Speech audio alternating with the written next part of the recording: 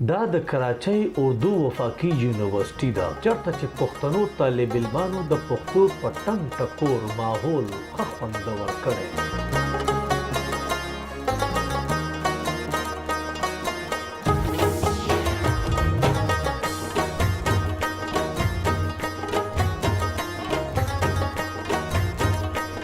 پښتون سټوډنټ فیډریشن په دې یونیورسيټي کې تابع کړې وه د پښتو کلتوري ورځ چې ورله د کراچۍ په کچ پښتانه طالب علمان راغلي وو.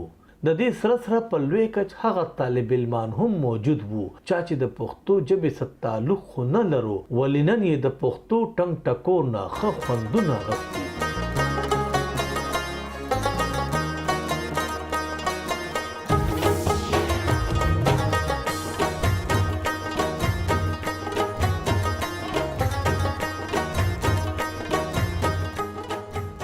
د ستوري په وخت طالب علمانو داسې خوندور لباسونه اغوستي وو چې ترې ماحول سم رنګین شوی وو چې ورسره شاعرانو د شاعرۍ د لارې هم خدات ترلاسه کړي. سر ګوره دستار له تبصر له دستار نه ګورې، کار له سړی ګوره خو سړي له به کار نه ګورې. لاره د الفت خو بس د یو زړه نه بل زړه ته وي، لاره د الفت خو بس د یو زړه نه بل زړه ته وي، چېرته د چا زړه ته به په سترګو کې لار نه ګورې.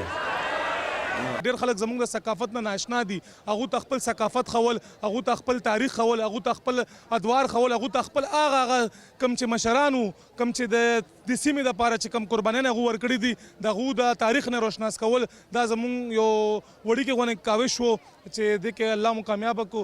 دلته ټول پښتانه جمع شوي دي او موږ هم دلته هغې خپل پښتون کلچر دغه ریپرزینټ کوو. موږ دا پروګرام یو 2 هفتې نه شروع کړی دی او موږ دلته سټوډنټس جمع کړي دي، آډیشنز اخیستي دي چې هغوی راشي دلته پارټیسپیټ وکړي، خلک انټرټین کړي.